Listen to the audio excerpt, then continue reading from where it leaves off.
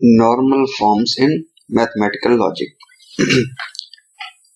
ये लॉजिक आप लोगों ने बूलियन अलजेब्रा में भी नॉर्मल फॉर्म्स पढ़े थे।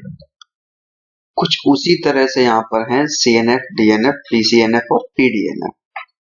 अब अगर मैं बात करूं बूलियन अलजेब्रा की, तो वहां पर PCNF और PDNF नहीं था, CNF था और DNF था।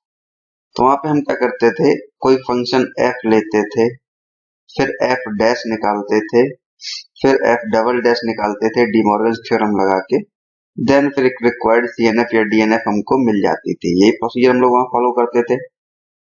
अब यहाँ पर क्या है कि फंक्शन तो होता नहीं, f तो दिया नहीं जाएगा, सेंटेंस होते हैं, उन सेंटेंस को हम लोग मैथमेटिकल लॉजिक में कन्वर्ट करते हैं, तो उसका डैश क्या निकलेगा, कुछ भी नहीं। भाई सेंटेंस बना है, उसका अगर हम डैश निकालेंगे तो उसका कॉम्प्लीमेंट तो कुछ निकलेगा नहीं। तो इसलिए यहां पर थोड़ा सा लॉजिक बदल जाता है। अब देखिए यहां पर देखिए एक CNF है और एक PCNF है, principal conjunctive normal form. Same उसी तरीके से DNF है, डिसजंक्टिव नॉर्मल फॉर्म, और एक है प्रिंसिपल डिसजंक्टिव नॉर्मल फॉर्म। तो देखिए CNF का मतलब होता है, CNF या PCNF, इसको हम लोग बोलते हैं product of elementary sum, product of elementary sum. जबकि बूलियन अलजेब्रा हम लोग क्या कहते थे, product of sum, sum of product, यही वर्ड यूज कर देते थे। जबकि यहाँ पर लिखेंगे product of elementary some.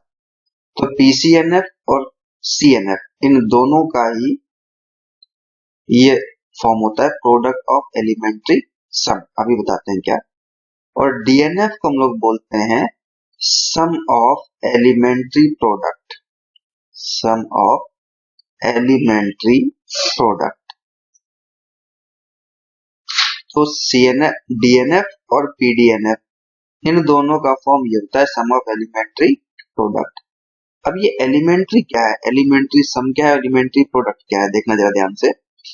Elementary सम का मतलब होता है, अगर मैं लिखता हूं यहाँ पर एलिमेंट्री सम, तो इसका मतलब होता है sum of the variable and their negations, and their negations. मतलब अगर मैं कहता हूं P और Q, तो ये एलिमेंट्री सम है। अगर मैं कहता हूं P और निगेशन R, तो ये भी हमारा एलिमेंट्री सम हो। मतलब वेरिएबल का सम हो या फिर वेरिएबल और किसी दूसरे वेरिएबल या उसी वेरिएबल का निगेशन हो, तो भी हम लोग उसको बोलते हैं एलिमेंट्री सम। तो एलिमेंट्री सम का मतलब होता है sum of their variable and their negations. Same इसी तरीके से अगर मैं कहता हूं एलिमेंट्री प्रोडक्ट, तो एलिमेंट्री प्रोडक्ट का मतलब होता है product of variable and their negations, and their negations. मतलब अगर मैं कहता हूं P एंड Q, तो ये भी हमारा क्या हुआ, एलिमेंट्री प्रोडक्ट हुआ। अगर मैं कहता हूं P एंड निगेशन R, तो ये भी हमारा क्या हुआ, एलिमेंट्री प्रोडक्ट। तो मतलब उनके वेरिएबल का हो या उनके निगेशंस के साथ उनका प्रोडक्ट हो, तो उसको बोलते हैं एलिमेंट्री प्रोडक्ट। तो ये हुआ एलिमेंट्री सम और एलिमेंट्री प्रोडक्ट का मतलब।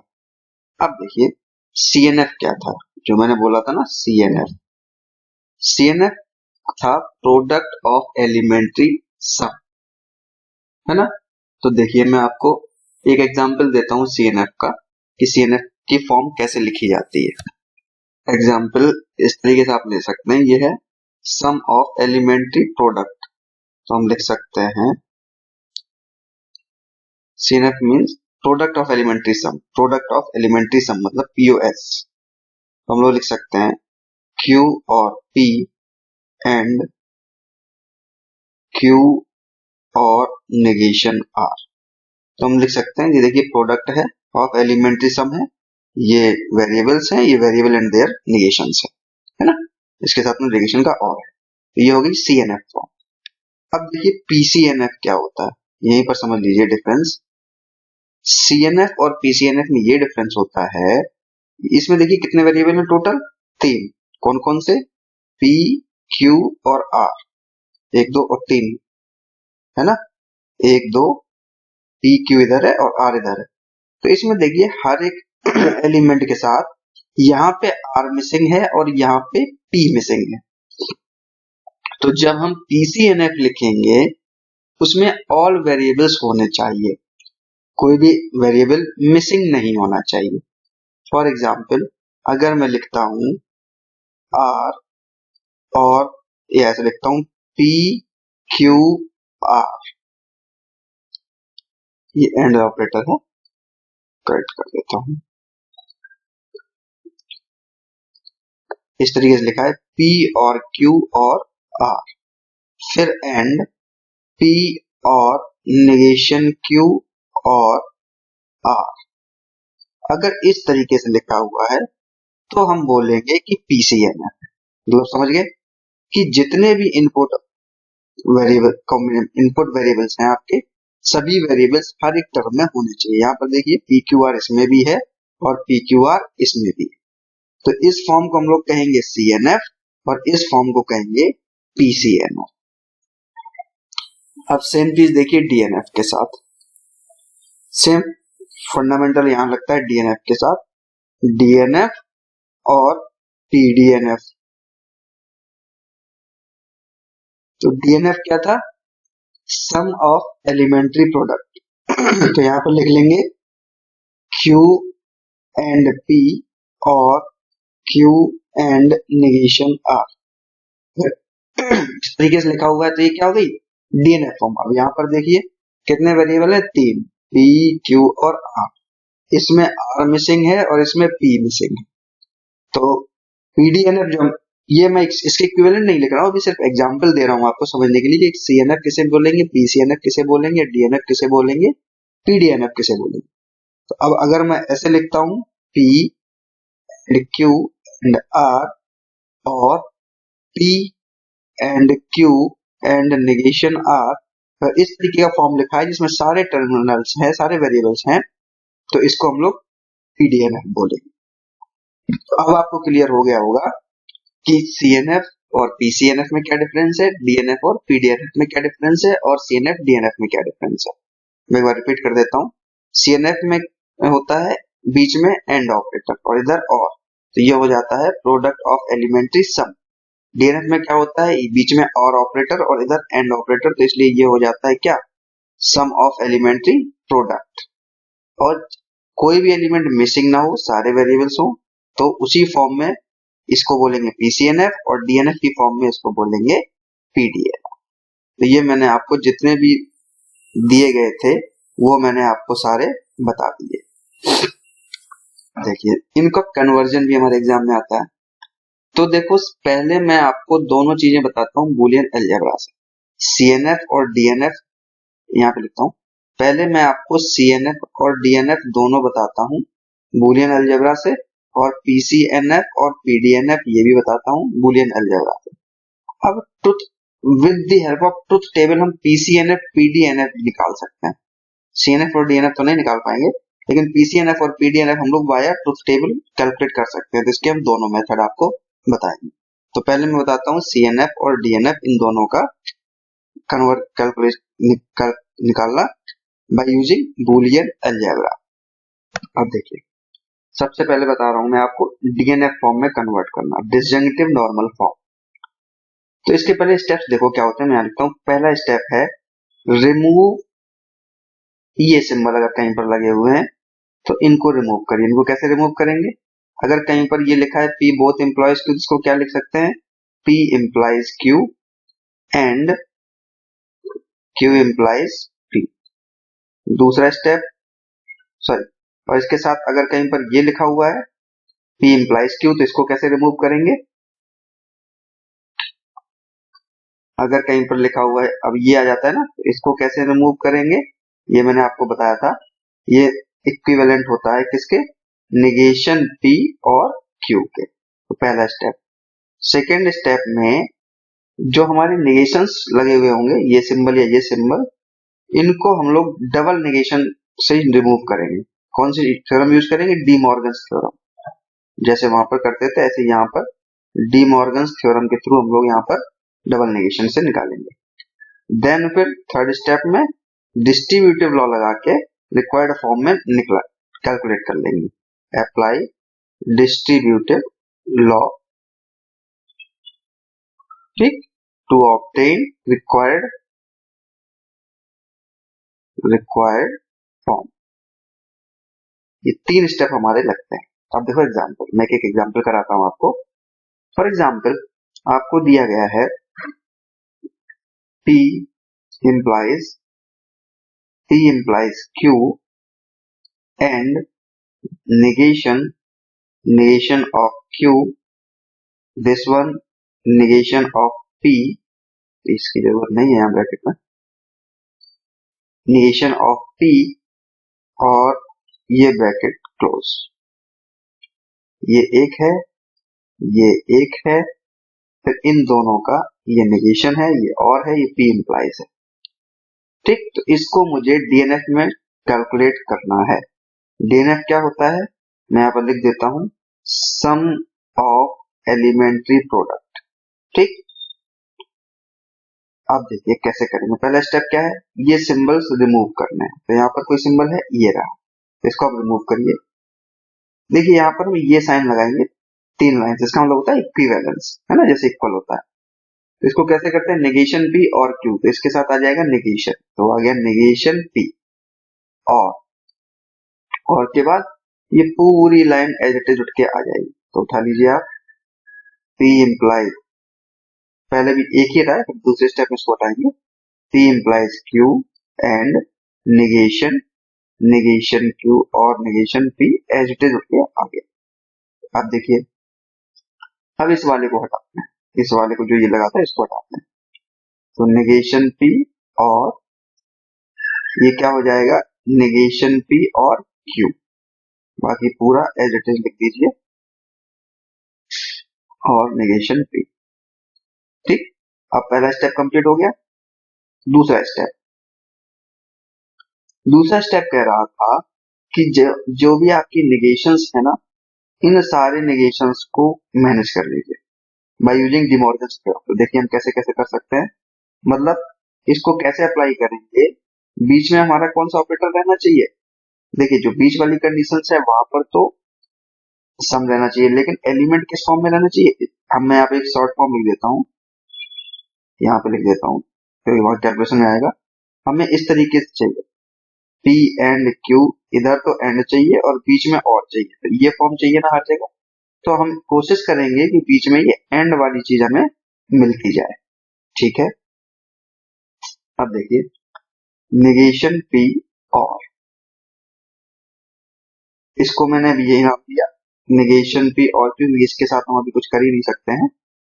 ठीक, एंड यहाँ देखिए एक नेगेशन ये लगा होगा, है ना, तो इसका मतलब ये है नेगेशन Q और नेगेशन P, इसका हमें नेगेशन करना है। आप ऐसे समझिए Q dash plus P dash लिखा है, तो नेगेशन कैसे लगाते हैं? जब डबल नेगेशन करते हैं तो अंदर वाला नेगेशन हट जाएगा, मतलब ये हो जाएगा Q में कन्वर्ट हो जाएगा, ये P में कन्वर्ट हो जाएगा, और जो ये और लगा था ये किस में हो जाएगा?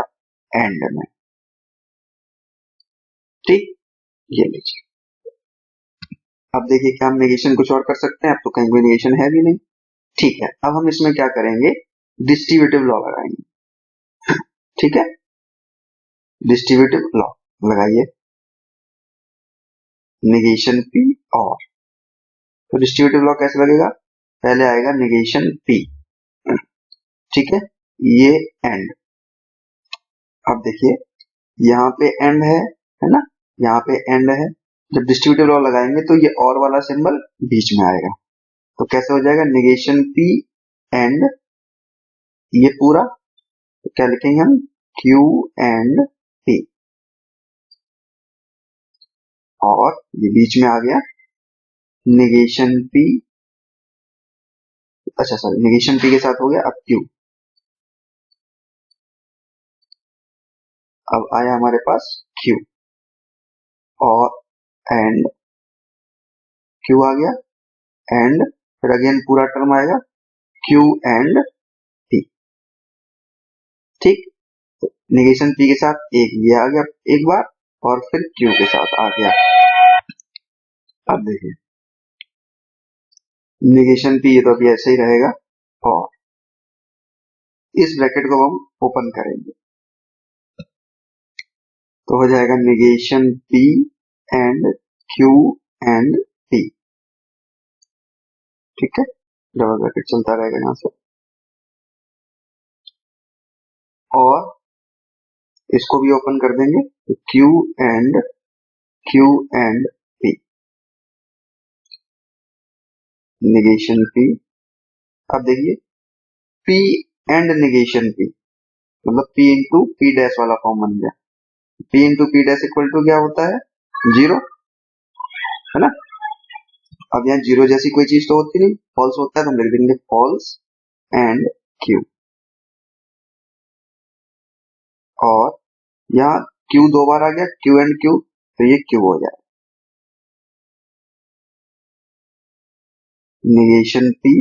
और अब फॉल्स एंड क्यू, तो फॉल्स एंड क्यू का क्या मतलब, किसी के साथ फॉल्स का मल्टीप्लाई करते तो क्या आता है, फॉल्स ही आता है, तो ये हो गया फॉल्स दिस वन। और यहाँ पर क्या बचा, इसको मैं ऑर्डर ठीक कर देता हूँ, पी एंड क्यू। ठीक, आगे देखिए, नीचे देता हूँ। ठीक है, अब देखिए ये बना हुआ था हमारे पास, अब फॉल्स और ये बीच में क्या लगा है, और, तो फॉल्स किसी के साथ और होता है तो क्या जाता है, ये वाली वैल्यू आ जाएगी, तो नेगेशन पी, और यहाँ पर क्या आ जाएगा, पी एंड क्यू। ठीक, तो अब देखिए ये हमारी रिक्वायर्ड फॉर्मेट हो गया, बिल्कुल हो गया। आप देखिए एक एलिमेंट ये रहा, और एक एलिमेंट ये रहा, बीच में एंड ऑपरेटर, और ये बीच में कौन सा लगा हुआ है, और ऑपरेटर। आप इससे कंपेरिजन करा लीजिए, एंड और, तो ये देखिए हमारा क्या है, सम ऑफ एलिमेंट्री प्रोडक्ट। तो ये हमारी क्या आ गई, DNF form, sum of elementary product. ठीक है, तो इसी को हम लोग बोलते हैं डीएनएफ।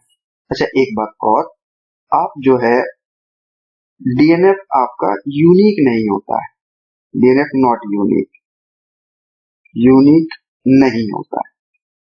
यूनिक इसलिए नहीं होता है क्योंकि आप रिड्यूस करके भी लिख सकते हैं। फॉर एग्जाम्पल, मैं एक एग्जाम्पल आपको देता हूं, अगर मैं कहीं पर लिखता हूं पी और क्यू एंड और, ठीक है ना, तो देखिए इसका हम कैसे लिख सकते हैं, एक तो इस तरीके से लिख सकते हैं, देखना कैसे, पी और क्यू, मैं इसका अंदर ले लेता हूं, मल्टीप्लाई कर देता हूं, and P this one R, एक फॉर्म ये लिख सकते हैं, ये भी डीएनएफ फॉर्म है, देखिए प्रोडक्ट ऑफ एलिमेंट्री सम हो गया। एक देखिए इसका दूसरा फॉर्म हम ऐसे भी लिख सकते हैं, देखिए कैसे, पी मैंने लिया था ना, सॉरी ये तो सीएनएफ फॉर्म हो गया, ये डीएनएफ फॉर्म लिखी हुई है ना एक, ये देखिए ये डीएनएफ फॉर्म में है, सम ऑफ एलिमेंट्री प्रोडक्ट, देखिए बीच में आपका सम और ऑपरेटर लगा है, यहाँ एंड लगा हुआ है, और ये ब्लैंक है, ठीक है ना।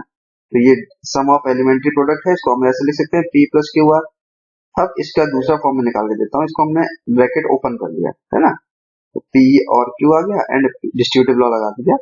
अब इसको दोबारा से डिस्ट्रीब्यूटिव लॉ लगा देते हैं, तो क्या हो जाएगा, पी एंड पी और पी एंड आर, मतलब पी का इसके साथ और इसके साथ, देन फिर अगेन क्यू का करेंगे तो Q and P, then Q and are.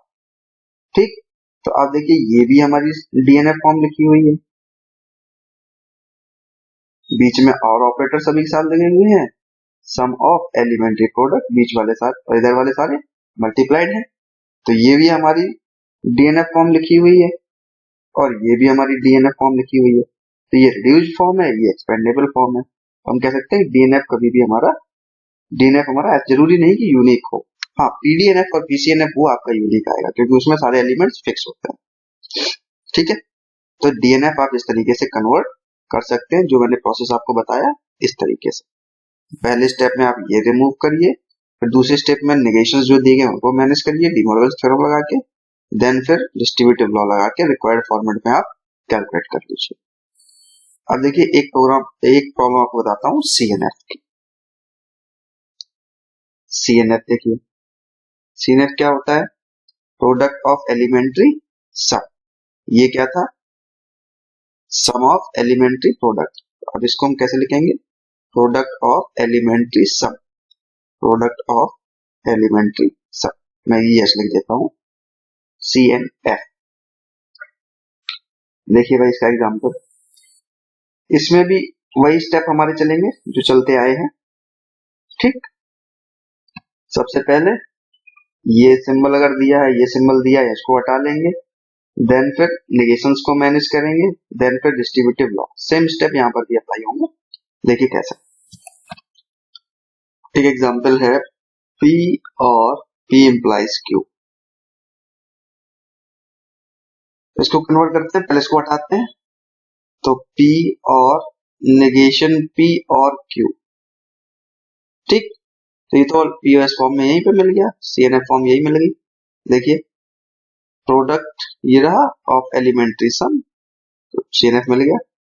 चलिए ये तो आसान था। दूसरा एग्जांपल लेता हूं मैं, एग्जांपल लेता हूं Q और P एंड R।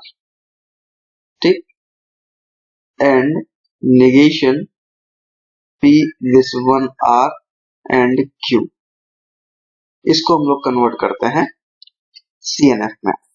ठीक है, अब देखिए, तो इसमें पहला स्टेप, ये सिंबल और ये सिंबल तो है ही नहीं कोई बात नहीं, ये दोनों सिंबल तो है ही नहीं, है ना, तो कोई बात नहीं, आगे चलते हैं। अब हमें नेगेशंस को मैनेज करना है। नेगेशंस को कहां पर मैनेज करेंगे? यहाँ तो कुछ है नहीं, ये रहा। कैसे लिखेंगे? Q और P एंड R एंड, अब इसके अंदर नेगेशन अंदर लेना, तो क्या हो जाएगा? नेगेशन P नेगेशन R, ये और एंड में कन्वर्ट हो जाएगा। ठीक, इसका नेगेशन हो गया, अब इसका भी नेगेशन लेना पड़ेगा, तो नेगेशन Q, और बीच में एंड वाला जो था ये और में कन्वर्ट हो गया। ठीक, मतलब इसका नेगेशन ये आया, नेगेशन P नेगेशन R और एंड में कन्वर्ट हो गया, इसका नेगेशन Q और दिस वन और। ठीक है, अब देखिए इसमें डिस्ट्रीब्यूटिव लॉ लगाते हैं, तो Q एंड P और P एंड Q और R। ठीक, इसमें हो गया। अब हम क्या करते हैं, इसमें डिस्ट्रीब्यूटिव लॉ लगाते हैं, तो क्या होगा? नेगेशन P और नेगेशन Q। ठीक है ना, फिर बीच में एंड ऑपरेटर, यहां पर क्या आ जाएगा? इसको ब्रैकेट लगा लीजिए,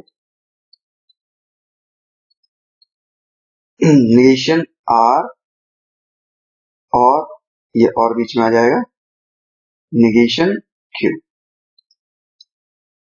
ठीक है, अब देखिए बीच में एंड ऑपरेटर है, तो एंड से कोई मतलब नहीं, मतलब दोनों ब्रैकेट ओपन कर सकते हो, तो Q और P एंड Q और R एंड नेगेशन P और negation Q and negation R और नेगेशन Q। आप देखिए सारे, अब ये हमारी सीएनएफ फॉर्म मिल गई। कैसे? देखिए बीच में एंड लगा है हर जगह, बीच में देखिए ये और है, यहाँ भी और है, और यहाँ भी और। ये क्या हो गया? प्रोडक्ट ऑफ एलिमेंट्री सम।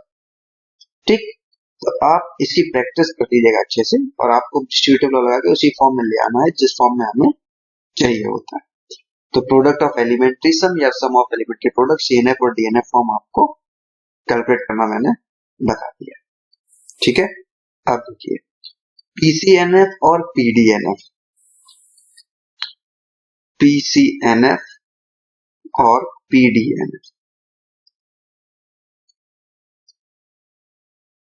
अब इसकी चर्चा जो है नेक्स्ट वीडियो में करेंगे, कि इसमें करेंगे फिर बहुत लेंथी हो जाएगा। ठीक, तो इस वीडियो में मैंने आपको सीएनएफ, डीएनएफ और इनका डिफरेंस, ये सारी चीज मैंने आपको बताई है। सीएनएफ, डीएनएफ, पीसीएनएफ और पीडीएनएफ, है ना। इसकी प्रैक्टिस अच्छे से कर लीजिएगा, एग्जाम में क्वेश्चन जरूर आता है, ठीक है ना। अब इसमें बस ध्यान देने वाली बात यही है बूलियन अलजेब्रा में और इसमें कि यहाँ पर एंड और नेगेशन, दिस वन और दिस वन, इन सिंबल्स का यूज होता है, ठीक है। और रूल्स वही जो मैंने लास्ट वीडियो में आपको बताए थे। Okay, thank you.